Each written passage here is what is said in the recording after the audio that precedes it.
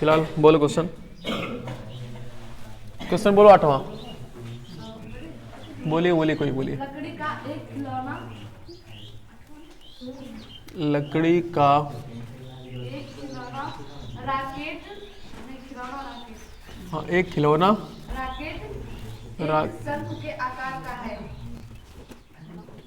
शंख के आकार का है, जो एक बेलन पर आधारित है। जो एक बेलन पर आधारित है, जैसा कि आकृति में दिखाया गया है। जैसा कि आकृति में दिखाया गया है। आकृति में दिखाया गया। संपूर्ण राकेट की ऊंचाई 26 सेंटीमीटर है। संपूर्ण रॉकेट की ऊंचाई 26 सेंटीमीटर जबकि शंख का आकार भाग की ऊंचाई 6 सेंटीमीटर है। जबकि शंख का आकार भाग की ऊंचाई 6 सेंटीमीटर है। ऊंचाई कितना है? सेंटीमीटर है। शंख का आकार के भाग के आधार का व्यास 5 सेंटीमीटर है। शंख का आकार भाग के आधार का व्यास आधार का व्यास 5 सेंटीमीटर 5 सेंटीमीटर है। और बेलनाकार भाग के आधार का व्यास 3 सेंटीमीटर है। भाग के आधार का व्यास 3 सेंटीमीटर। यदि शंख का आकार भाग पर नारंगी रंग किया जाना है। यदि यदि शंख का आकार भाग पर शंख का आधार पर नारंगी रंग किया जाना है किया जाना है और बेलनाकार भाग पर पीला रंग किया जाना है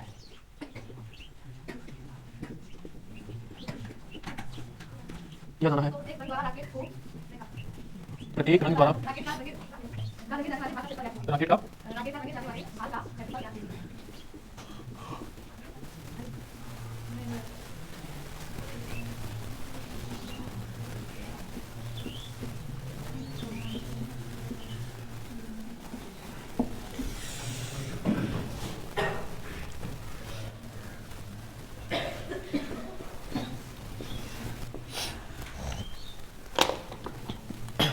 चलो देखो यहाँ पे रुक, कह रहे कि लकड़ी का एक खिलौना है राकेट। राकेट देखो ना कैसे होता है, नीचे उसकी जो डंडी होती है बेलनाकार होती है, ऊपर जो होता है शंकु के आकार का होता है ना। ओके, कह रहा है राकेट एक शंकु के आकार का है। इतना तो हमें पता है कि राकेट कैसा होता है। ओके, जो एक बेलन पर अध्यारोपित है। सिमिलरली मतलब वही बात है ना कि बेलन पर अध्यारोपित है, मतलब वो जो शंकु वाला भाग है वो बेलनाकार डंडे पर अध्यारोपित रहेगा, ऐसा ना। ओके, अध्यारोपित मतलब होता है उसी पर रखा रहेगा, उसी पर ढका रहेगा, जैसा कि आकृति में दिखाया गया, मतलब आकृति बना रहेगा। अभी संपूर्ण राकेट की ऊंचाई कितना है? 26 मीटर। यानी टोटल शंक्वाकार भाग और बेलनाकार भाग दोनों मिलाकर के राकेट कितना ऊंचा है? 26 मीटर। ओके, जबकि शंक्वाकार भाग की ऊंचाई कितना है? 6 मीटर। तो जब शंक्वाकार भाग की ऊंचाई 6 मीटर है तो बेलनाकार भाग की ऊंचाई कितना बची? 20 मीटर बची। शंक्वाकार भाग के आधार का व्यास 5 सेंटीमीटर है। तो शंकु के आकार का है, उसकी भाग का उसकी आधार का व्यास कैसा है? 5 सेंटीमीटर है उसका। और बेलनाकार भाग के आधार का व्यास 3 सेंटीमीटर, तो जाहिर सी बात है छोटा है वो। यदि शंक्वाकार भाग पर नारंगी रंग किया जाना, यदि शंक्वाकार जो भाग है ना उसको नारंगी कलर से रंगना है, कलर करना है, और बेलनाकार भाग पर पीला रंग, एक पर नारंगी दूसरे पर कैसा? पीला।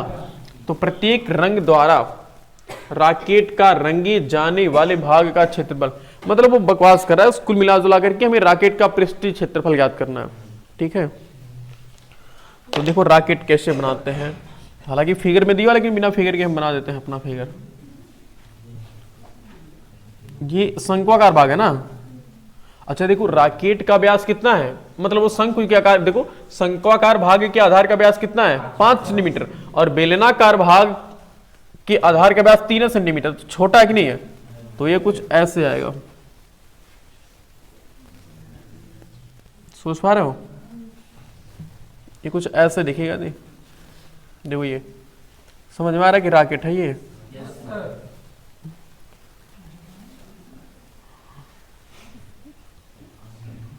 ये है।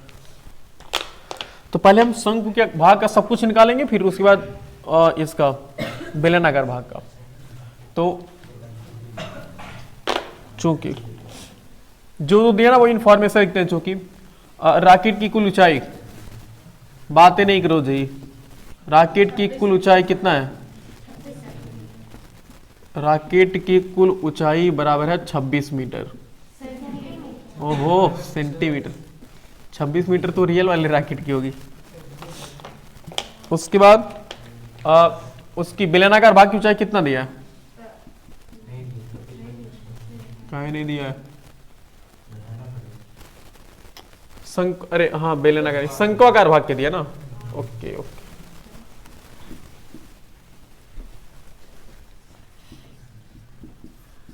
शंक्वाकार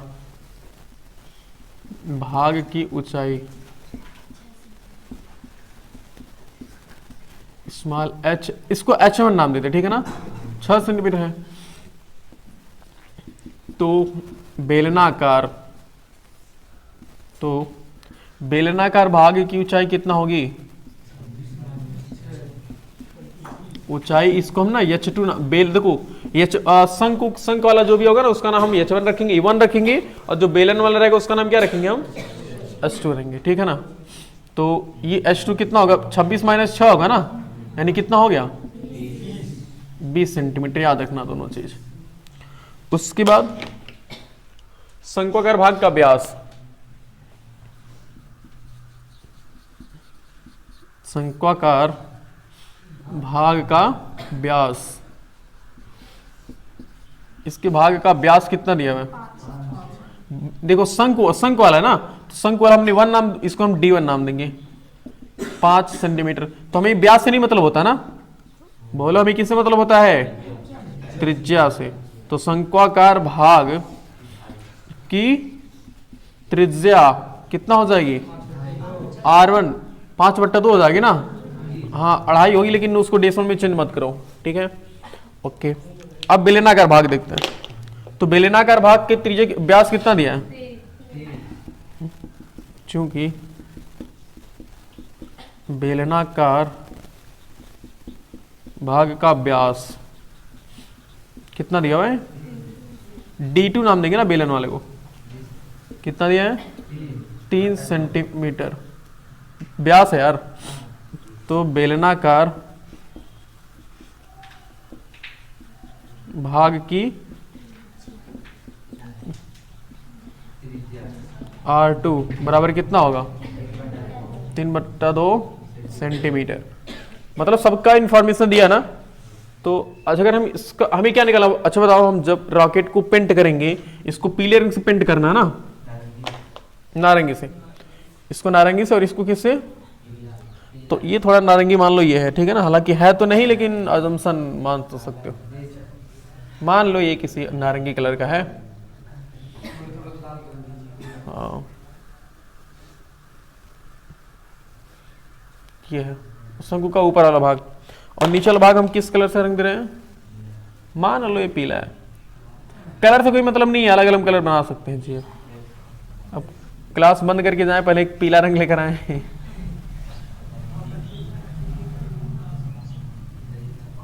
ये है। तो अब बताओ मुझे, हम सुनो, हम इस पहले शंकु के भाग को सोचो, शंकु का हम कितना भाग रंग पाएंगे, उसको थोड़ा ध्यान दो। हम शंकु का कितना भाग रंग पाएंगे? बोलो, इतना भाग तो रंग लेंगे ना, ऊपर वाला पूरा मतलब जो वक्र पृष्ठ है वो तो रंग लेंगे ना, और जो नीचे वाला तली बचेगी, मतलब तली किस आकार का होगा? गोलाकार, मतलब वृत्त का आकार होगा ना। इसमें से इतने भाग पर क्या रहेगा? बोलो, बेलन रहेगा ना। तो बाकी जो इतना भाग ये वाला बचा, इसी भाग में तो हम पेंट कर पाएंगे ना, वो हम देखेंगे। और इसका कितना भाग तुम पेंट कर पाओगे? बेलन का, बेलन का सिर्फ एक वक्र मतलब वक्र पृष्ठीय क्षेत्रफल, और ऊपर का भाग रंग पाओगे क्या? नहीं, वो तो चिपका रहेगा ना। नीचे का भाग रंग पाओगे? बिल्कुल। तो वक्र पृष्ठ प्लस नीचे वाला भाग, तो वो कॉन्सेप्ट ध्यान में रखना, ओके। तो शंक्वाकार भाग का पृष्ठीय क्षेत्रफल, वक्र पृष्ठीय क्षेत्रफल, शंक्वाकार भाग का वक्र पृष्ठीय क्षेत्रफल, वक्र पृष्ठीय क्षेत्रफल बराबर क्या होगा? बोलो, सूत्र क्या होता है? पाई आर एल होता ना। लेकिन अभी तो हमें यल पता ही नहीं है, तो चूंकि यल पहले निकालेंगे ना, तो लेकिन हम डायरेक्टली थोड़ा लगाते हैं। देखो, जैसे सूत्र क्या होता है? पाई आर यल होता ना, तो पाई आर यल की जगह पर क्या लिखोगे? कर्ड में H square plus R square, सोच होता ना, लिख सकते हो। तो हल करना शुरू करते हैं। अभी पाई को पाई रहने दो, आर और एच मतलब कितना है? बोलो, देखो शंकु है ना, शंकु की त्रिज्या या ऊंचाई कितनी है? 6, और त्रिज्या कितनी है? 5/2 है ना जी। पीछे वाला दिखाई दे रहा है जी, छोटा छोटा लिख रहा है। रितेश दिखाई दे रहा है? तो 22/7 और आर कितना है 5/2 और करने में देखो 36 + 25/4 बट्टा करके हम क्या करेंगे एलसीएम लेंगे। यहाँ 2 से 2 2 गिरेंगे हम 22 11 25 55/7 ओवर रूट आओ 4 और 4 छक्के 24 4 3 12 2 14 इतना होगा ना। तो हो गया 55/7 और करड़ी में 169/4 सही है। 169 किसका वर्गमूल होता है? केर का वर्ग होता है 13 का ना। 13/2 2 होगा ना 2 तो ये हो जाएगा गुणा तो होगा नहीं तो 13×5 65 13×5 65 7 1 5 यानी कि 715/14 इतना सेंटीमीटर स्क्वायर होगा। ठीक है अभी सिर्फ किसका निकला वक्र पृष्ठ निकला ना।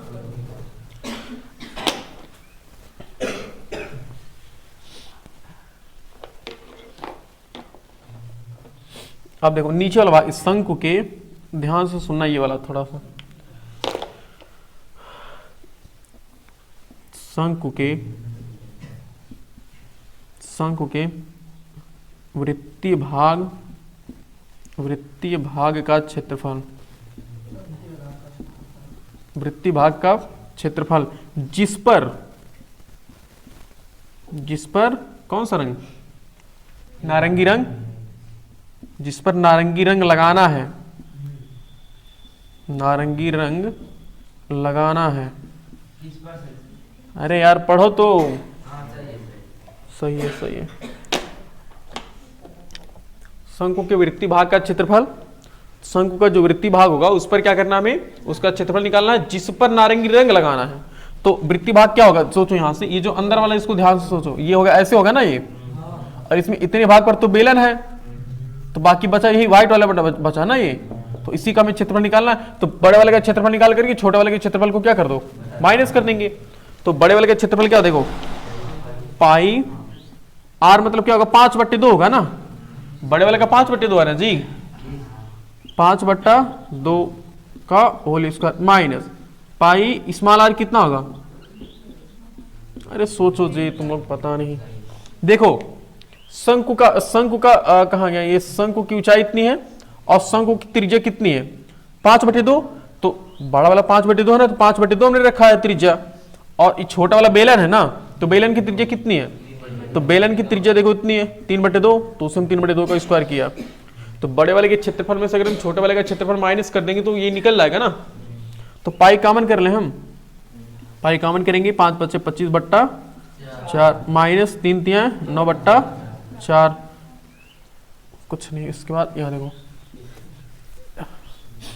तो ये हो जाएगा पाई और ये 25 देखो दोनों का हर समान है ना तो दोनों का हर समान है तो हम डायरेक्टली लिख सकते हैं ना।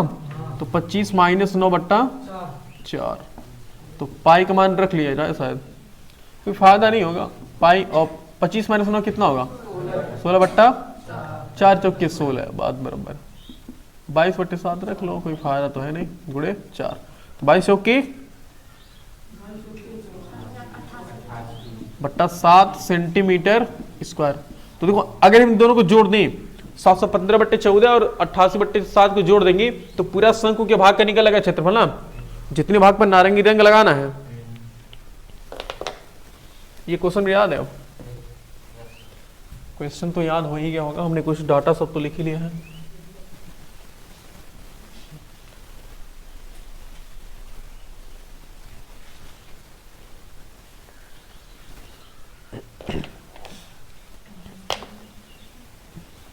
ये डिवाइडर लाइन लगा देते हैं इतना इसके ऊपर से हमें फिर से सॉल्व करना है। देखो अब यहाँ सॉल्व करेंगे तो शंकु के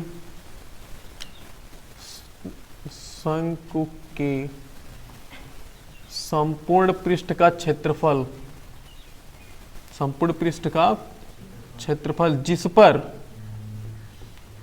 जिस पर नारंगी रंग लगाना है ना जिस पर नारंगी रंग लगाना है।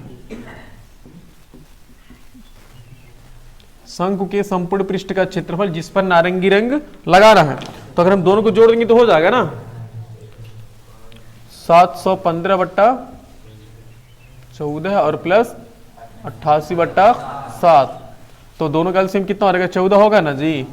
14 से 14 कटेगा 715 और प्लस 7 दूनी 14, 2 28 कितना होगा 2 8 16, 2 8 17।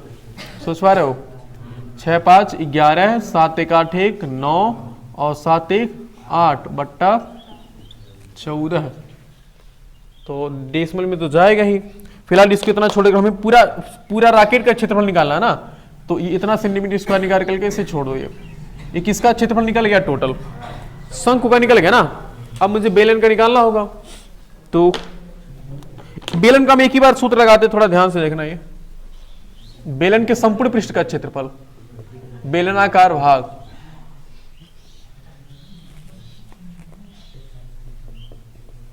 कौन बतिया रहा है जी, मुझे तो पेट नहीं भरता बतियाने से। बेलनाकार भाग का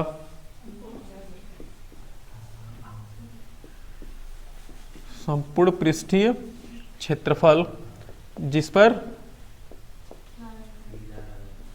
अब नहीं बोलोगे, जब वैसे बतियाना हो तो खूब बढ़िया बतियाओगे, एलियन कहेंगे। जिस पर पीला रंग,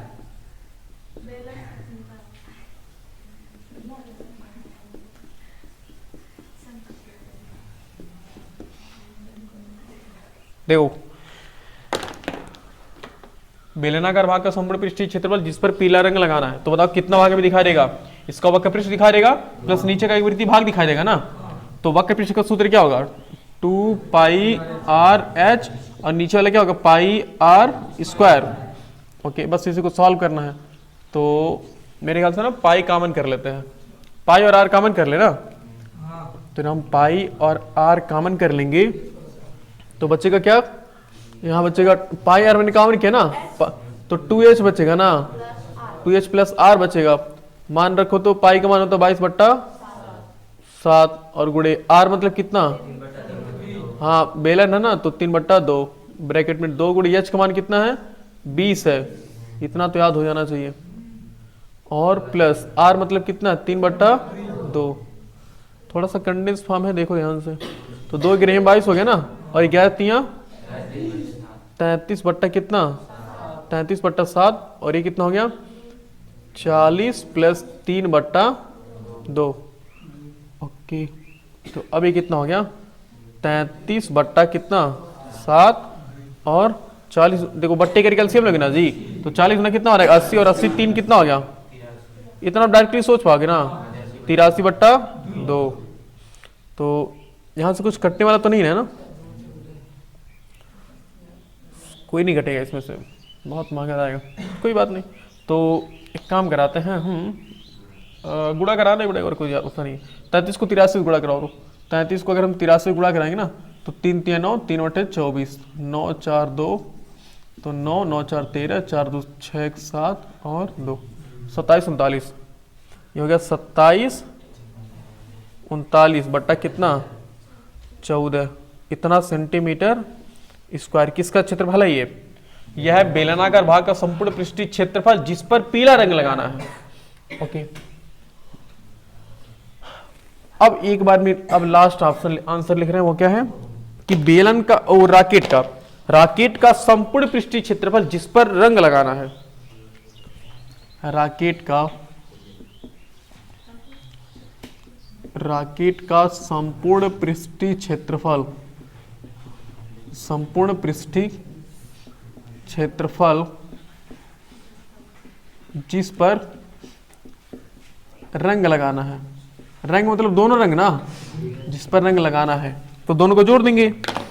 बोलो पहला वाला क्या है हमारे पास यहाँ पे ना 891 बट्टा 14 और ये प्लस कितना है 2739 बट्टा 14। तो दोनों के हर समान है ना, तो हम जोड़ लेंगे तो 14 बट्टा कितना हो गया 891 और प्लस 2739। अगर हम फिर दोनों को जोड़ते हैं कितना आ जाएगा, देखो 9 1 10 9 1 3 12 1 13 8 7 15 1 16 और 2 1 3 बट्टे 14। अब इसको भाग करके एग्जैक्टली आंसर निकालते हैं और क्या करेंगे। तो 14 भाग हमारे पास है 36 30, 14 दूना 28, 8 8 16, सही है। और 3 14 25 70, बचेगा 13। तो 14 बट्टे कितना होगा 126 और 26 4 30, 10 में लगाओगे 0 बढ़ाओगे, 14 3 42, मान लो इतना हो गया। 14 दूना 28 अभी एक बार आओ। हाँ तो मतलब इतना इतना दिया है, हमने एक ही बार निकाल देना। 14 दूना 28, 2 30, 12 बचेगा। 14 बट्टे 112, 258 रहेगा 258.28 सेंटीमीटर स्क्वायर। यह पूरे रॉकेट का आंसर, पूरे रॉकेट का वह भाग है जिस पर हम रंग लगाएंगे टोटल। नोट करो।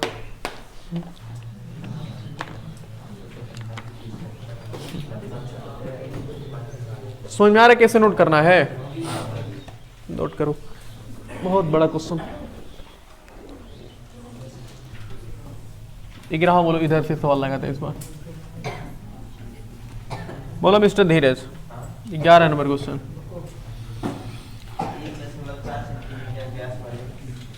1.4 सेंटीमीटर व्यास वाले कंचों को 7 सेंटीमीटर व्यास वाले बेलनाकार बीकर में डाला जाता है।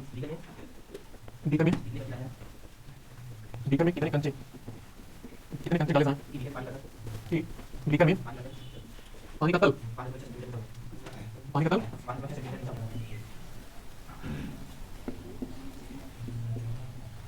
ऊंचा हो जाए, बस। अच्छा क्वेश्चन है, देखो छोटा है, वही तो कह रहे हैं ना, छोटा है लेकिन खोटा है। देखो 1.4 सेंटीमीटर व्यास वाले कंचों को, मतलब एक कंचा समझते हो ना? हाँ, जो गोली खेलते हो तुम लोग वह। तो इसका व्यास कितना है? 1.4 सेंटीमीटर ना। कंचों को 7 सेंटीमीटर व्यास वाले बेलनाकार बीकर में डाला जाता है। मतलब एक व्यास हमारे बेलनाकार बीकर है ना हमारे पास, एक ऐसे बीकर है बेलनाकार जिसका व्यास कितना है? जिसका व्यास 7 सेंटीमीटर है। ये है 7 सेंटीमीटर व्यास का है, ओके। और ये है, देखो इसका व्यास टोटल कितना है? 7 सेंटीमीटर, याद रखना। ये है ओ और ये इसका नाम रख लिया ओ डैश। बेलनाकार बीकर में डाला जाता है। बीकर में कितने कंचे डाले जाएं कि बीकर में पानी का तल, मान लो कि बीकर में पहले से पानी भरा था, ठीक है, ऐसा अज्यूम करो कि पानी इतना ऊपर पहले भरा था, इतना ऊपर तक पानी भरा था इसमें।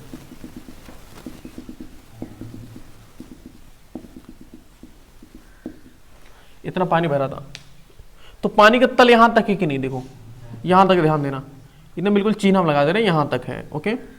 अब कह रहे कि इस बीकर में कितना कंचे डाले जाए। ये गोली जो है ना, ये गोली ऐसे समझ लो, ये गोली है, ठीक है। अब कह रहा है कि वो कितने कितने कंचे डाले जाएं इसमें, और सभी कंचों का व्यास समान है, याद रखना, ठीक है ना। कोई छोटा बड़ा हमसे बन जाओ अलग की बात है, लेकिन सब क्या होंगे? सबका आकार बराबर है। और इस गोली को इस पानी में बीकर में डाला जा रहा है। तो क्वेश्चन ये कह रहा है कि बताओ हम कितना कंचा डाले इसमें ताकि व्यास कितना, मतलब ये पानी का तल कितना ऊपर बढ़ जाए, यहां से कितना ऊपर तक चले, यहां तक, यानी कि 5.6 सेंटीमीटर ऊपर चला जाए। ये देखो इतना, यानी कि पानी का तल इतना ऊपर उठ जाए, इतना ऊपर उठ जाए। बताओ हम कितना इसमें पानी डालें, कितना कंचा डालें कि पानी का तल इतना ऊपर उठ जाए, ऐसे ये हमें बताना। आइडिया सोचो क्या करेंगे, सोचो। तो इसका मतलब कि हमें इसमें बहुत सारे कंचे डालने पड़ेंगे ना, बहुत ज्यादा हमें गोली डालनी पड़ेगी, तब बहुत ज्यादा हमें गोली डालनी पड़ेगी, तब जाकर क्या होगा, ये पानी उठता हुआ यहाँ इतना ऊपर चला आएगा ना। इसका मतलब सोचो कैसे सॉल्व करोगे। पानी का तल कहां तक है? पानी का तल सिर्फ यहां तक है ना। हमें कंचे डालने हैं ताकि पानी का तल इतना ऊपर उठ जाए। इसका मतलब इतना आयतन वाला कंचा हमें इसमें डालना पड़ेगा। सोचो इतना आयतन वाला क्या करना पड़ेगा? कंचा डालना पड़ेगा। रुको फिर से,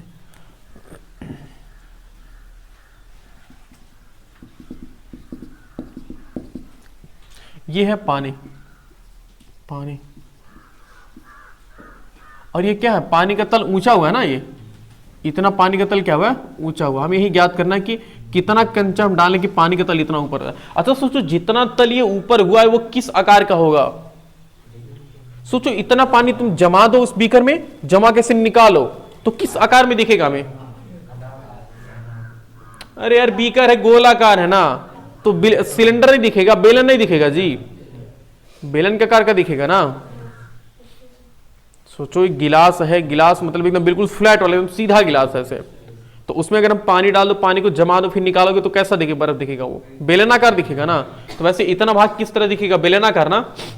तो जितना आयतन ये होगा उतना आयतन गोली का भी होना चाहिए ना। सोचो, तभी तो पानी ऊपर उठा पाएगा। तो हम एक काम करते हैं, हम पहले एक गोली का आयतन निकालते हैं, क्योंकि एक कंचे का व्यास, व्यास कितना दिया है, ध्यान से समझोगे समझ पाओगे, अदरवाइज फिर वही रटने वाली बात हो जाएगी। और एक कंचे की त्रिज्या,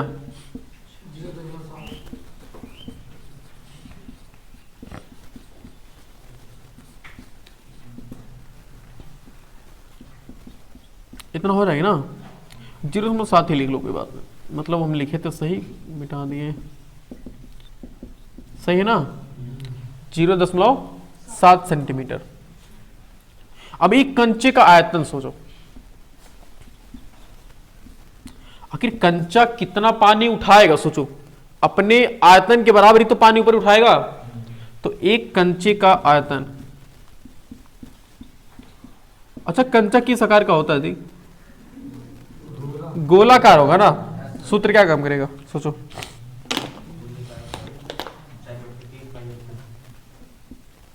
फोर अपन 3 पाई आर क्यूब, ये गोले का आयतन का सूत्र होता है ना, 4/3, पाई का मान 22/7, आर क्यूब मतलब 0.7, 0.7 और 0.7।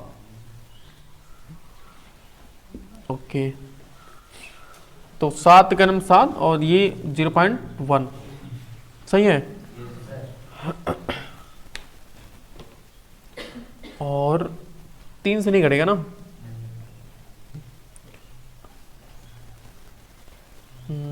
गुणा कराना पड़ेगा बहुत ज्यादा थी, चलो गुणा कराते हैं।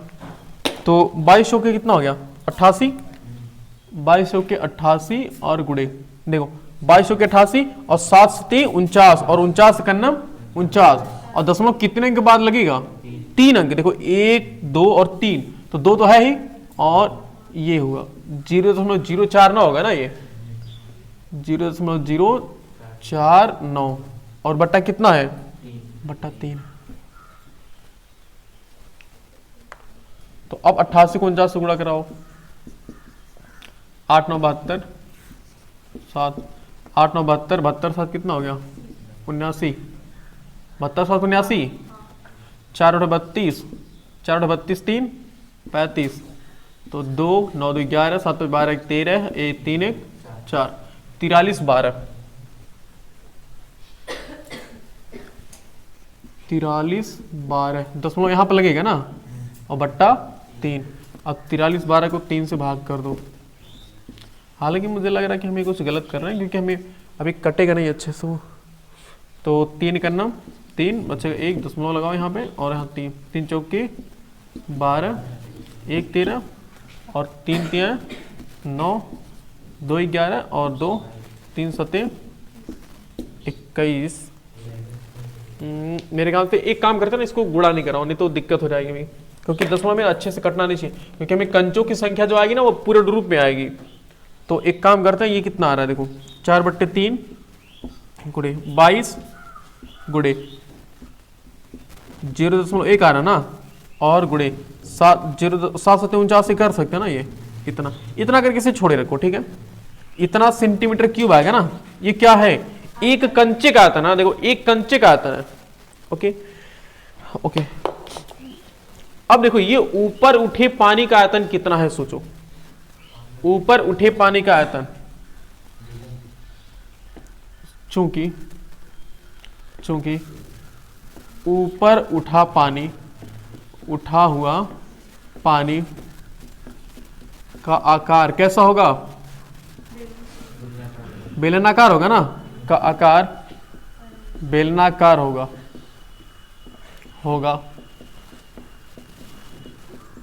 जिसकी त्रिज्या कितनी है? जिसकी त्रिज्या है बोलो कितना? भाई जो बेलन का आयतन, बेलन की त्रिज्या वही तो इसकी भी त्रिज्या होगी ना। तो बेलन की त्रिज्या कितनी है? बेलन की त्रिज्या कितनी है? बीकर में डालेंगे 7 सेंटीमीटर ना जी। देखो अच्छा व्यास है 7 सेंटीमीटर ना, तो त्रिज्या कितना हो जाएगी? 7/2 सेंटीमीटर। देख लो व्यास वाले को 7 सेंटीमीटर व्यास वाले बेलनाकार बीकर में डाला जाता है, तो 7/2 सेंटीमीटर हो गया। और ऊंचाई कितना है? ऊंचाई 5.6 ही तो है भाई, कहना ना इतना ऊपर उठा है। ओके, अब पानी का आयतन निकालो। पानी का आयतन कितना ऊपर उठा है? पानी का आयतन ऊपर उठे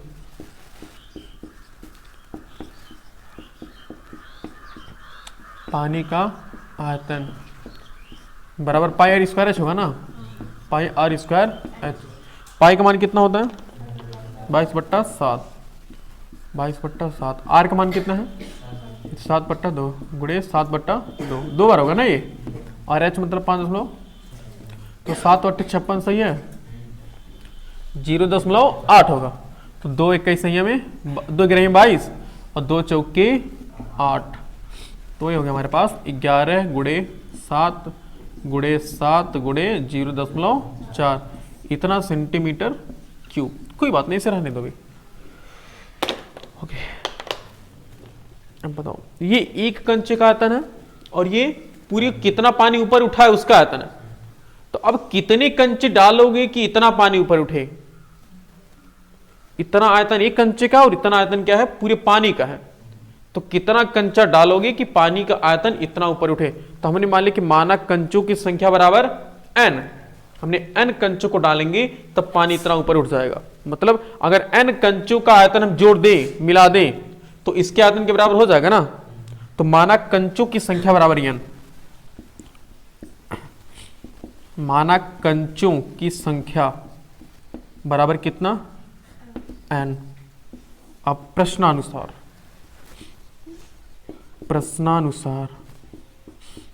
देखो, प्रश्न के अनुसार प्रश्न जो कह रहा है कि कंचों को डालने पर पानी का तल ऊपर उठ रहा है, अतः n गुणे, देखो एक कंच n गुणे एक कंचे का आयतन, एक कंचे का आयतन। हमने मान लो कि 10 कंचे डाले थे, तो एक कंचे का आयतन गुणे 10 होगा ना, यानी कि 10 कंचों का आयतन हो गया ना। तो उसी तरह से हमें नहीं पता कितना कंचे, हमने n कंचे मान लिए, तो n कंचों का आयतन बराबर पूरे पानी का आयतन ना, ऊपर उठे पानी का आयतन, ऊपर उठे पानी का आयतन। ये समझ पा रहे हो जी ये वाला? हाँ, नहीं समझ पा रहे हो?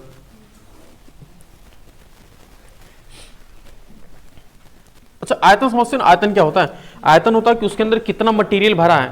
मेरे से मान लो कि एक बीकर है, एक बीकर हमारे पास है, उस बीकर में पानी भर रहे हैं, तो मैंने एक कंचा डाला, पानी थोड़ा सा ऊपर उठा, तो एक कंचा कितना पानी ऊपर उठाएगा? थोड़ा सा मतलब अपने आयतन के बराबर उठाएगा ना। एक कंचा अपने आयतन के बराबर पानी उठाएगा। हमने 2 कंचा डाला, तो 2 कंचा यानी कि 2 कंचे के आयतन के बराबर पानी। वैसे हमने 10 कंचे डाले, तो 10 कंचे जब डालेंगे तो कितना पानी ऊपर उठेगा? 10 कंचों के आयतन के बराबर। हमने कितने कंचे डाले? n कंचे डाले, तो पानी कितना ऊपर उठेगा? n कंचों के आयतन के बराबर। सोच पा रहे हो? तो वही जो n कंचों का आयतन है वो एक्चुअल में ऊपर उठे पानी का आयतन ही है। समझ में आ रहा है जी वाला? यही समझ आ गया, तब मेन चीज यही है इसका।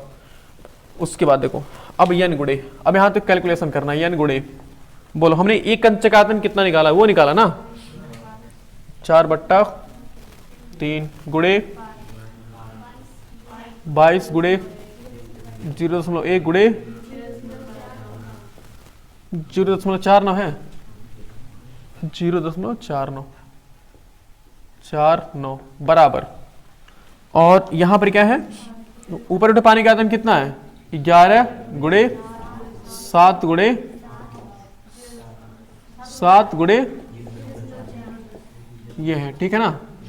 ओके, तो अब n बराबर कितना होगा, n बराबर इन सबको उधर भेज देंगे ना। तो पहले बताओ ये बट्टे 3 है कि नहीं है, तो बट्टे 3 किस में जाएगा, गुणा में जाएगा ना।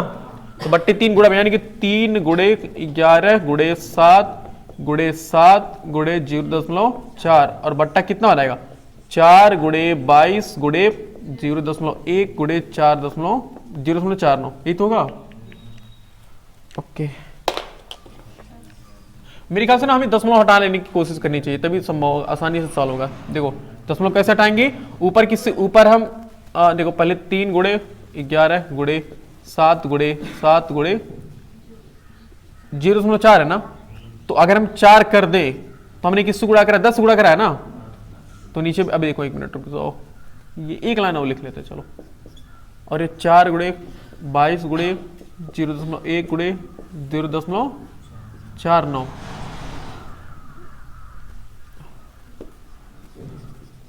बताओ हमें किससे नीचे किससे गुणा कराना पड़ेगा दशमलव हटाने के लिए, सोचो। देखो 2 जीरो यहां पर और 1 जीरो यहां पर ना, तो 1000 थे ना, तो 1000 से यहां गुणा करा दिया, ऊपर भी किससे गुणा कराएंगे 1000 से कराएंगे ना भाई, तभी तो बराबर होंगे।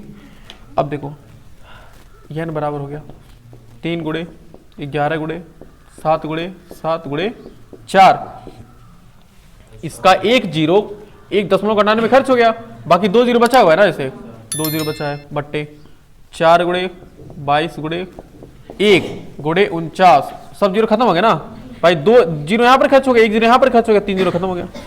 अब कैंसिलेशन शुरू करो आराम से, देखो 7 सत्ते 49 कट गया, 4 से 4 कटक, 11 के में 11, 11 दूना 22 और 2 50 सहिया में 100 और 50 तिया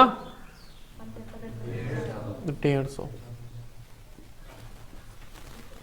अतः कंचों की संख्या बराबर कितनी है 150।